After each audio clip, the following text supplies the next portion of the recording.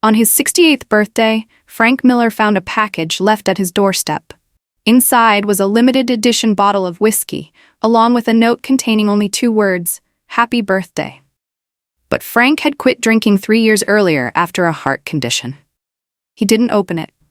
Instead, he handed it to Robert Jenkins, the trusted father-in-law of his son, David Miller. Just 1 glass, and by the next morning Robert had collapsed, rushed to the hospital in critical condition. A birthday gift had turned into a death sentence. The big question arose: was this an accidental poisoning or a meticulously planned scheme? Frank, a retired soldier living quietly in Springfield, Missouri, never imagined that the person behind it could be his own flesh and blood. But the details started to align. The familiar handwriting on the card, David's uneasy voice asking, "Did you try it yet?" and the mysterious plastic vial that vanished from the trash. As the truth slowly emerged, Frank realized that both his life and the honor of his family were hanging in the balance. This was not just the story of a father and a son. It was a fight to the death between family ties and justice, where every piece of evidence, every word spoken, every scratch on a lock could test the boundary between life and death. In the world of revenge stories, the cruelest betrayal often comes from those closest to you. And for Frank, that birthday gift, this was only the beginning. Frank Miller lived on the outskirts of Springfield, Missouri, in an old but tidy 2-story wooden house. His wife, Linda, had passed nearly 10 years earlier from a sudden stroke, leaving behind a void nothing could fill. Since then, Frank had grown accustomed to taking care of everything himself, from patching the porch roof, tending the small vegetable garden behind the house, to replacing each light bulb in the kitchen. As a former soldier, discipline had soaked into his bones. Every morning, Frank woke at 5 a.m., brewed a strong black coffee, read the paper, and then wrote a few brief lines in a leather notebook he called his evidence log. The habit dated back to his military service. Everything needed to be recorded with time and date, so no one could ever deny what had truly happened. He wasn't social, but neighbors all knew Frank as a man of his word. He once helped Robert Jenkins, David's father-in-law, repair a roof torn apart by a heavy storm. Robert would later describe Frank as the kind of friend who never lets you be without a ladder when you need to climb. That bond made Frank believe Robert deserved the whiskey bottle more than letting it collect dust in his cabinet. Inside Frank's home were a few items he valued above all: a fireproof metal box holding vital papers and detailed notes, a worn-out voice recorder he had brought back from his service days, and the porch swing, where he and Linda once shared drinks before his heart forced him to quit alcohol. Each object carried marks of a life forged in discipline, filled with memories and losses. With his son David, things were very different. Once, they were close. Summer fishing trips, long evenings fixing up the old Ford in the garage. But as David grew older, he became colder, more withdrawn. After Frank's heart attack 3 years earlier, the relationship fractured. David rarely called, skipped family holidays. They never had a shouting match, no slammed doors, just a silence that thickened year after year, like an invisible wall. "You know, Frank," Linda once said before she passed, "discipline keeps you safe, but it's also what's pushing your son away." Frank didn't argue. He believed recording, safeguarding evidence, and trusting the rule that truth survives by discipline was the only way to stay standing. He called it his survival law, a principle that later would become his weapon. One late afternoon, Gary Thompson, an old Army friend now working as a veterinarian, stopped by.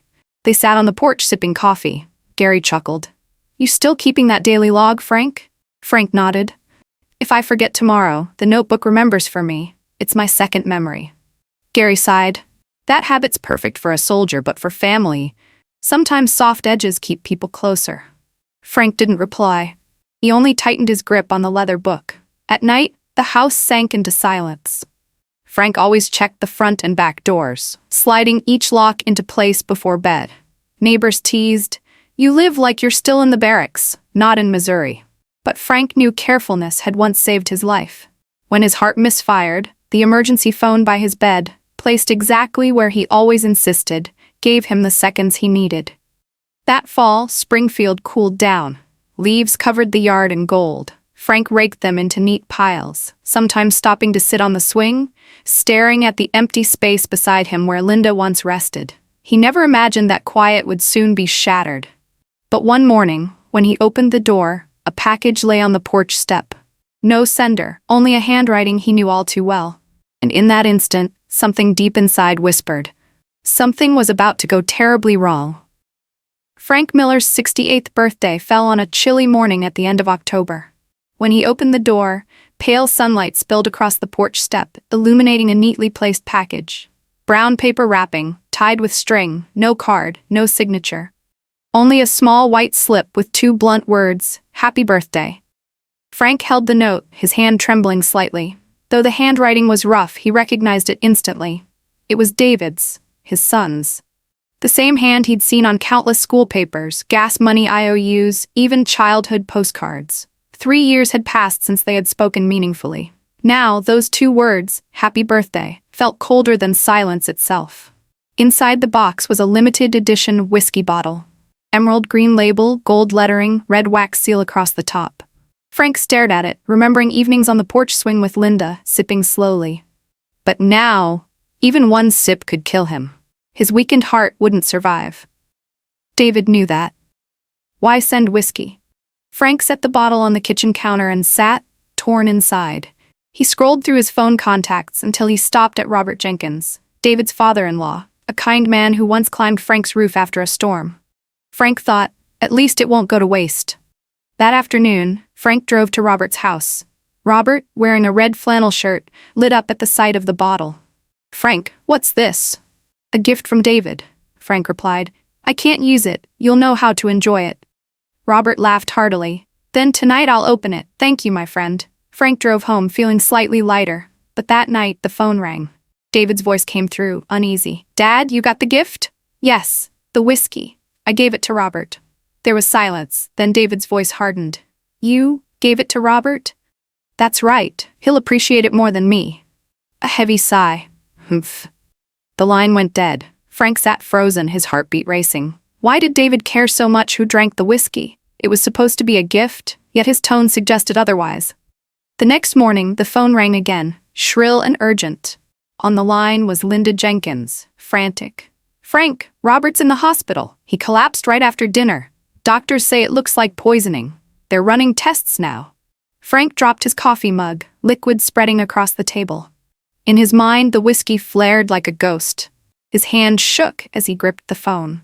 That afternoon, rummaging through the kitchen trash, Frank spotted a small plastic vial with no label, traces of fine white powder inside. He was certain he hadn't thrown it away.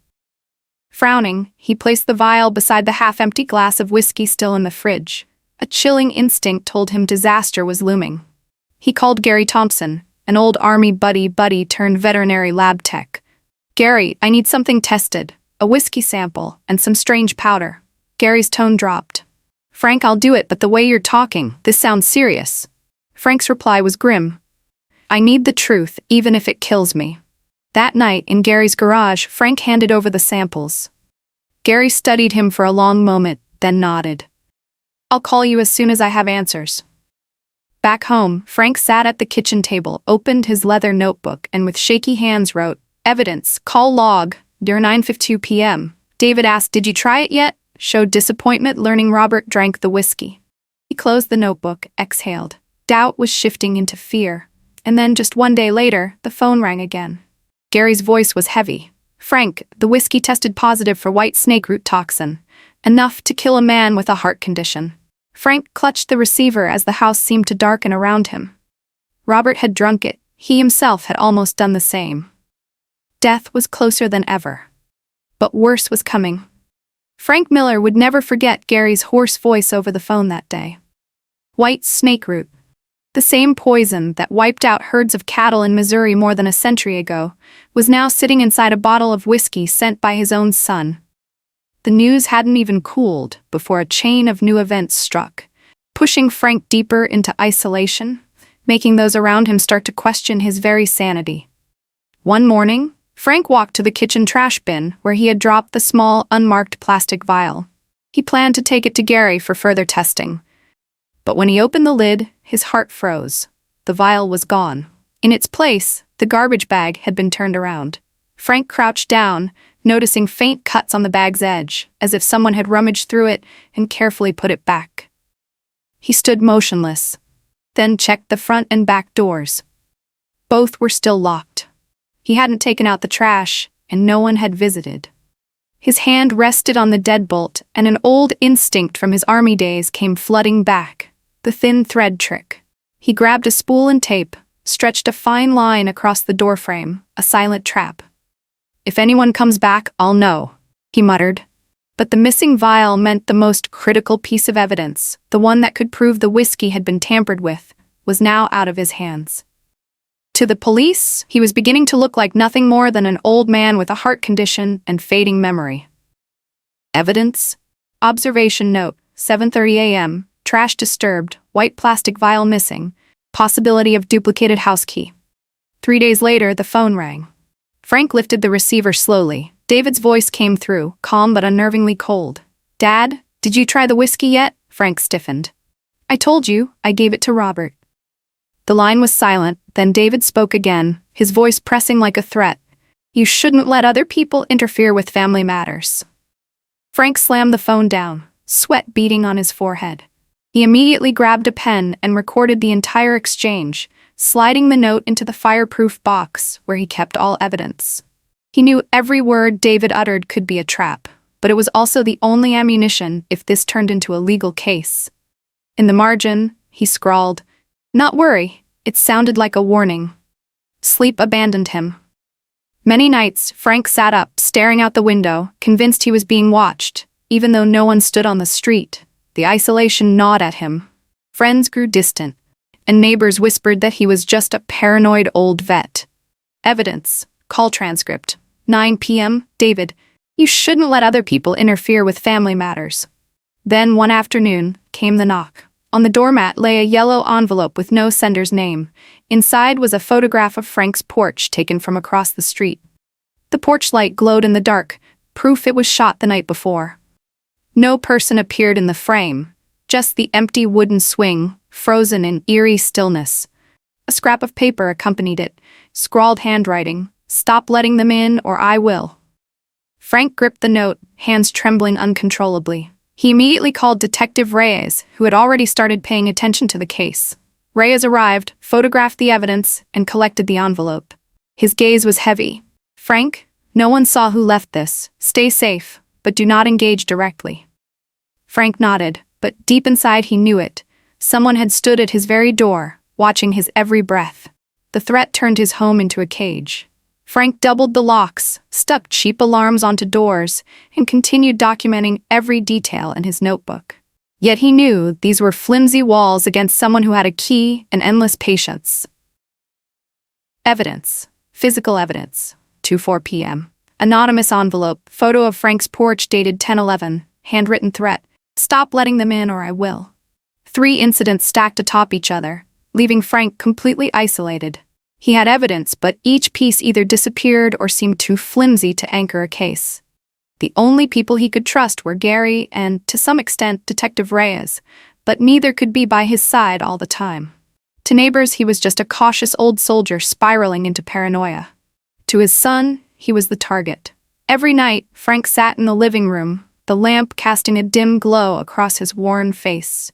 The fireproof box rested by his chair, stuffed with notes, call logs, transcripts, envelopes, photographs. He flipped through each piece like turning over knives pressed to his chest. His heart would sometimes spasm sharply, reminding him that time was no ally. In the silence, he heard the porch swing outside creak. There was no wind. He rose, peered through the curtain. The swing shifted gently, as though someone had just stood up and walked away. Frank gripped the doorknob, then let go.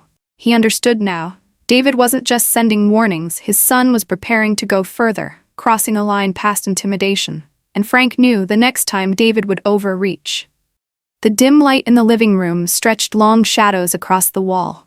Frank Miller sat hunched in his chair, exhausted after a string of sleepless nights.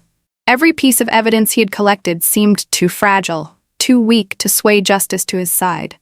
But then a new fragment appeared, one that unveiled the scheme behind everything and pushed Frank to the edge of a false defeat. One afternoon, Leah, David's wife, called Frank in a panicked voice. Her words trembled. "Frank, I don't know if I should even say this, but David keeps jars of herbs in the garage. He says it's for herbal extraction. I saw labels marked WSR. I think it's white snake root." Frank fell silent, his heart pounding wildly. He drew in a long breath and asked softly, "Did you keep anything?" Leah whispered back, "I still have his old laptop, and I secretly took some pictures of those jars." Frank knew this was a lifeline, but it also meant Leah had put herself in grave danger. Evidence: digital photo at 9:47 p.m. Images from Leah's phone showing glass jars in David's garage, labeled WSR and root tox. The next day, Detective Reyes called with news. "We got a search warrant for David's house." Frank didn't accompany them, but when Reyes returned, his expression was heavy. "Frank, we found jars of dried plants resembling white snake root, a notebook with dosage markings." But, he hesitated. One page lists RJ, half dose, and FM, full. Hearing his own initials nearly crushed Frank's chest. He gripped the table for ballots. Reyes added, "But David's attorney is striking back. They hired a handwriting expert who claims the notes don't match David's script. Worse, the court has provisionally accepted it into the record." Frank felt the ground fall out beneath him. He had evidence, yet it had been snapped like a twig in the courtroom. He collapsed into his chair, breath ragged. "They're turning me into a paranoid old man." At St. Luke's Hospital, during a tense conversation, Leah revealed more. "David isn't doing this alone. He has a cousin on his mother's side, Mark. He works in landscaping. I overheard them talking about poisonous plants, how to extract liquid. I think Mark's the one who taught David about white snake root." Frank was stunned. He had never imagined a third figure. It explained how David acquired both the raw plant and the knowledge to use it. But it also made things messier. David's lawyer could easily shift blame onto Mark. Frank was now caught between family bonds and the cold machinery of the law. Evidence: witness statement, 4:30 p.m. Leah confirms overhearing David and cousin Mark discussing herbal extraction, white snake root, and dosage tests. The preliminary hearing unfolded under a suffocating atmosphere. Caldwell, David's attorney, rose with a silky voice. "Your Honor, the defendant had no knowledge that the whiskey was tainted. It was simply a birthday gift. And the notes presented by the prosecution? A handwriting expert has verified they do not belong to David Miller." He held up the report as the jury blinked in surprise. Frank, seated behind, felt every breath in the room thicken like lead. When called to the stand, Caldwell pounced. "Mr. Miller, how long have you been estranged from your son? Didn't you sell the family farm without consulting him?" Frank clenched his fists, forcing his voice steady. "I am only telling the truth. I did not invent this." But he could see it, the doubt flickering in some jurors' eyes. As he walked out of the courthouse, Robert Jenkins hobbled close, placing a hand on Frank's shoulder. "They want to smear you, Frank. But I know the truth. I'm alive to say it." Frank nodded, but bitterness welled inside him. That night, Frank sat alone in his dim house. The porch light glowed faintly outside, falling across the leather notebook he kept in his fireproof box. He flipped through each card, the phone calls, the envelope, the porch photo, the threat, the timestamps. Then it hit him. If they deny handwriting, I'll build the chain my way. Every note, every recording, every artifact can become a link. Frank stood, set the notebook on the table, and stared at the front door where the thread trap still held. He whispered, "If they want to paint me as a senile old man, I'll turn every detail into a weapon. I'll play their game, but with the rules I know by heart." His pulse hammered, but this time it wasn't fear. It was resolve. Frank knew the moment had come to think of revenge. Not with fists or guns, but with the discipline of American law itself. Recordings, notes, chain of custody, and the courtroom. Frank began mapping his counterstrike, built on the very survival rule that a lifetime in uniform had carved into him. Frank Miller had never been a reckless man. In his 68 years, with 20 of them in the Army, he had learned one truth above all. Survival comes from discipline, from seeing one step ahead of others. Now, faced with betrayal from his own flesh and blood, he knew fists and shouting matches wouldn't win justice. He would need the one weapon his enemy didn't expect: patience and evidence. A plan began to form, simple yet airtight. Frank named it with the acronym he knew from his service days: Cage. Collect, align, gamble, edge. A cage of evidence, one his son David would walk into himself. Collect, gathering the fragments. Frank started small. His quiet Springfield home transformed into a miniature evidence room. On his oak table, he spread out yellow index cards, each one marked with a detail. The time David called, the offhand line, "Did you try it yet?" The anonymous porch photo. Carefully he numbered them, transcribing every word. "In the Army, I survived by recording details exactly. Now it's no different," Frank whispered. Gary Thompson, Frank's old Army buddy turned veterinarian with access to a lab, became a key link. Frank handed him the whiskey sample preserved in a glass jar.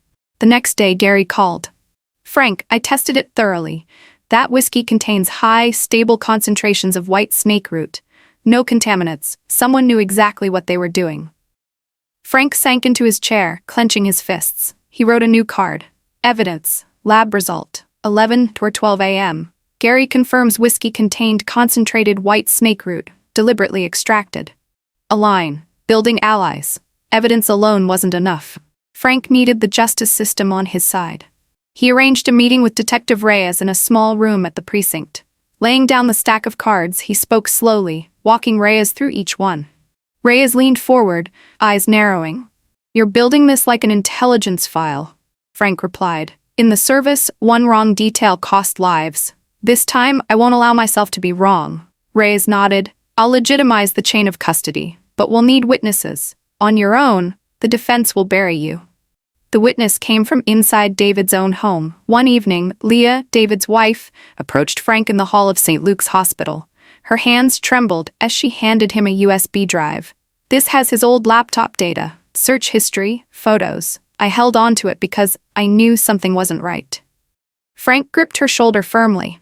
"You've done something brave. This might save the family from something far worse." Back home, Frank opened the USB.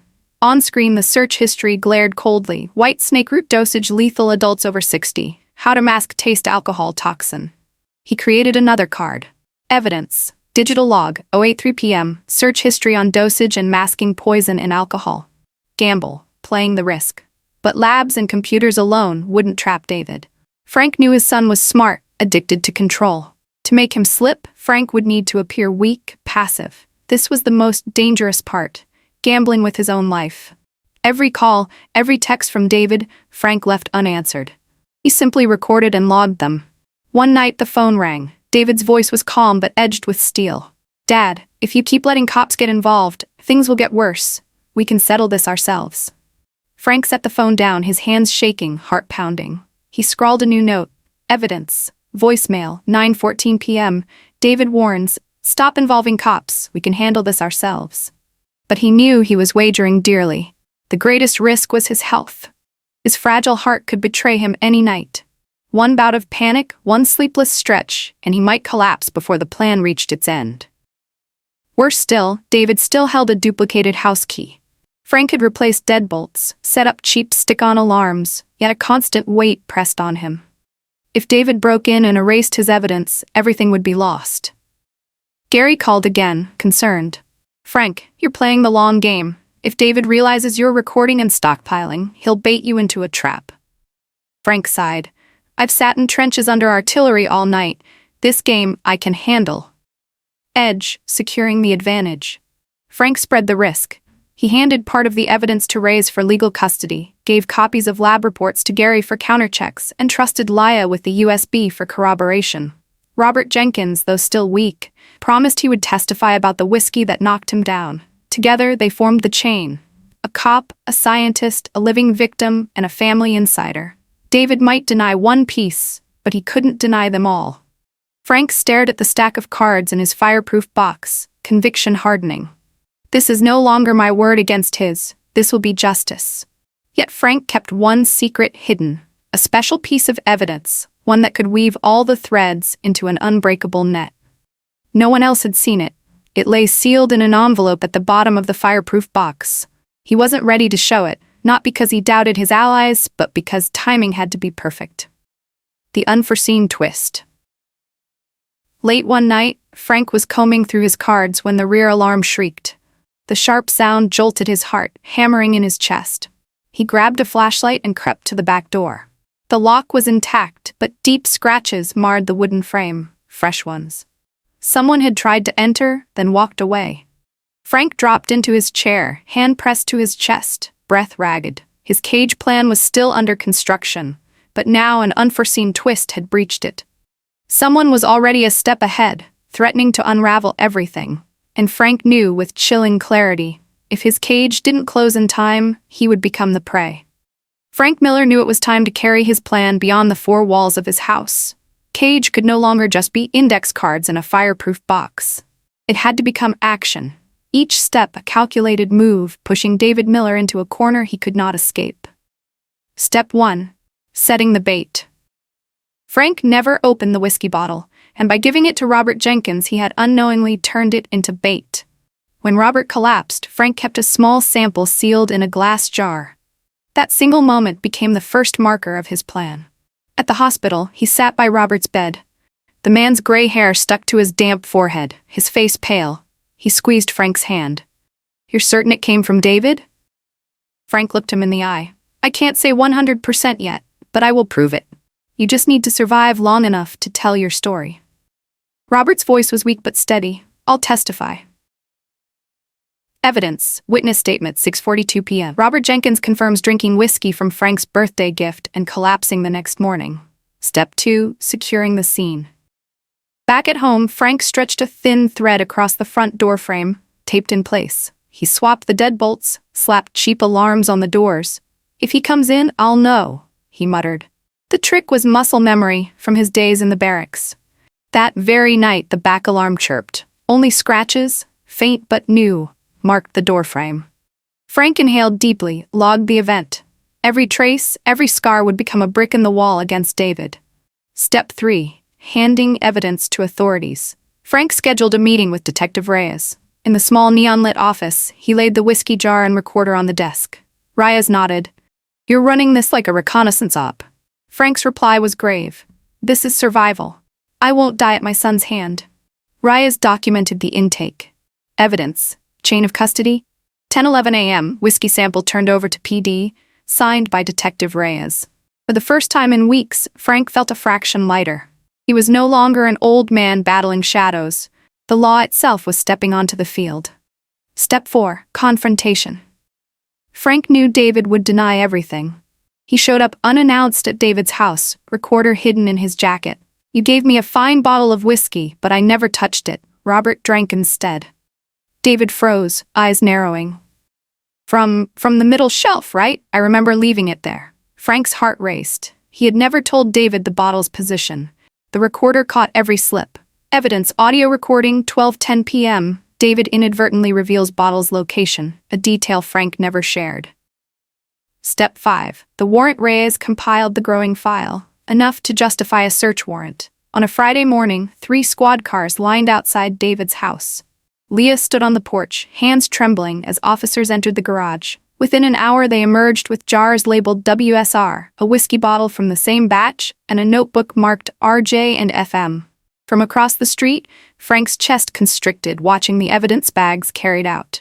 Every jar, every page was a death sentence narrowly missed. Evidence. Physical evidence. 9:47 a.m. 3 labeled jars, 1 bottle from same batch, 1 notebook with initials of targets. Major setback. The handwriting gambit momentum seemed steady until the preliminary hearing. Caldwell, David's attorney, pulled a hidden card. "Your Honor, an independent handwriting expert has reviewed the happy birthday note. It does not match David Miller's handwriting." The gallery stirred. Frank stiffened. He knew the script as well as his own heartbeat, the same hand that once scribbled Christmas cards through David's childhood. Yet in the courtroom, his certainty was reduced to sentiment. Caldwell smirked. "So all we have is the word of a father estranged from his son. Could it be he invented this, to shift blame?" Frank walked out, shoulders heavy. "I underestimated his counterplay," he whispered. Recovery, turning to science. That night, Frank met Gary. He bought a handwriting expert. "My word won't hold." Gary thought hard, then replied, "Frank, you don't need handwriting. You have data. You have Leah's files, you have toxicology. Science doesn't bend like signatures." Strengthened, Frank returned to Reyes and requested a full digital sweep of David's devices and the burner phone. Reyes agreed. Soon the text surfaced. Make sure he gets it all in the first pour. Won't take much with his heart. Evidence. Digital message. 11:22 p.m. Anonymous burner text matching lethal dosage for a man with heart disease. Frank smiled for the first time in days. Handwriting can lie. Data cannot. One last move. When Frank thought the net was nearly closed, another twist struck. Returning home late one night, he flicked the lights on.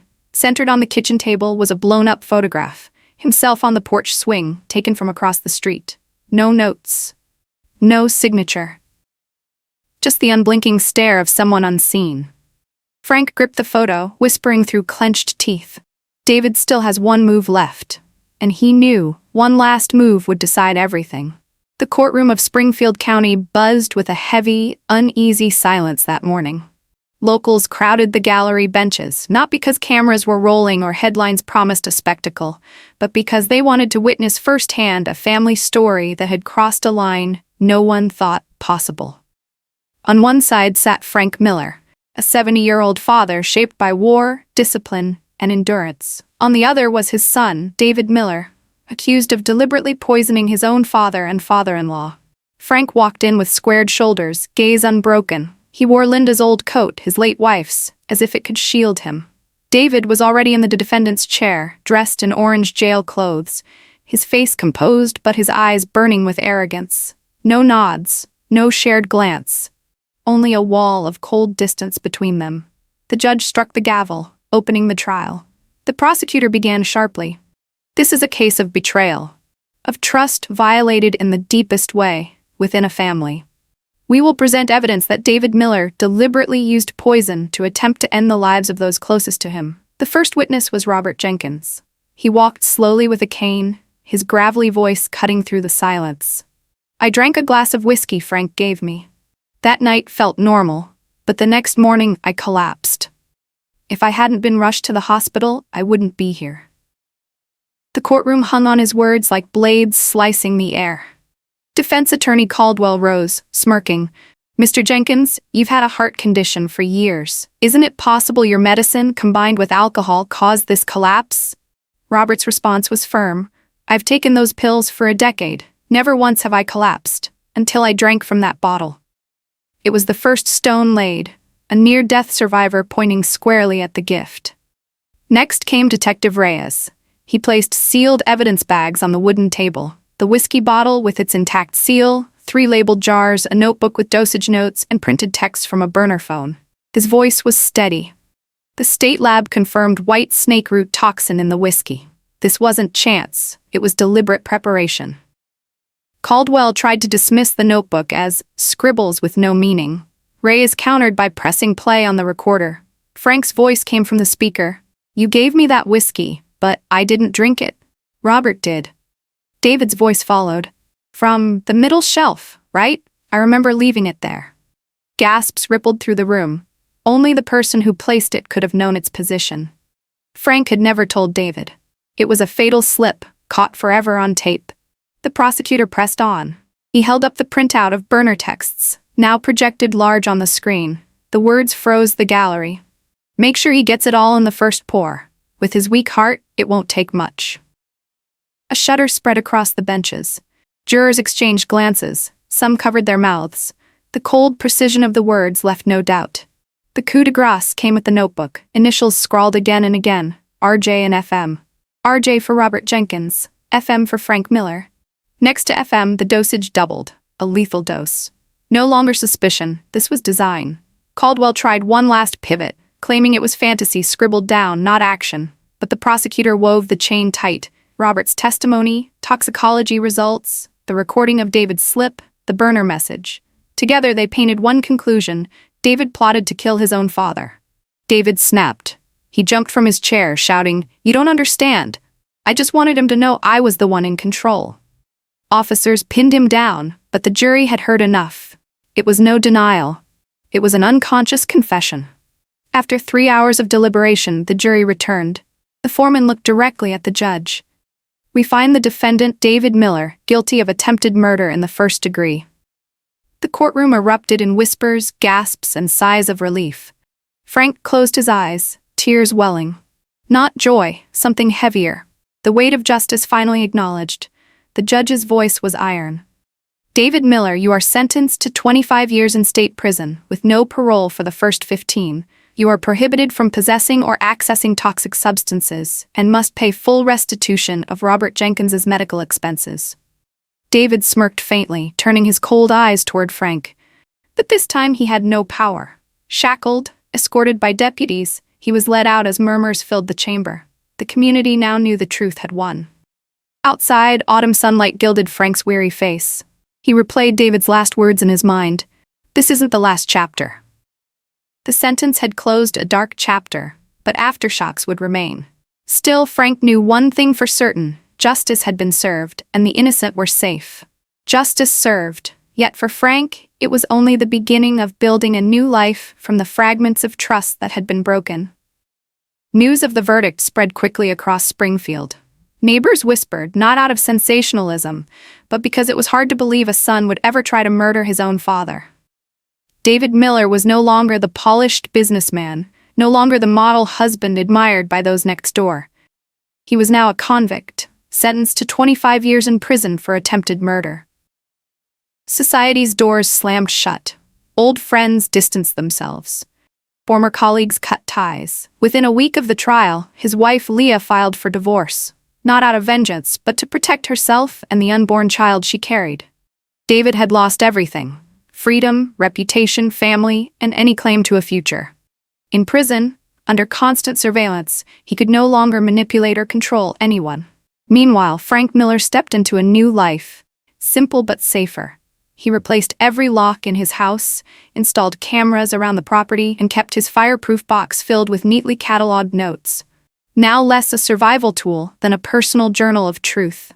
Out on the porch, the old wooden swing had been fixed. It no longer creaked with every sway. Each evening, Frank brewed coffee and sat watching the sunset bathe the distant fields in gold, savoring a peace he once thought lost forever. Leah visited occasionally, carrying ultrasound photos and stories of new beginnings.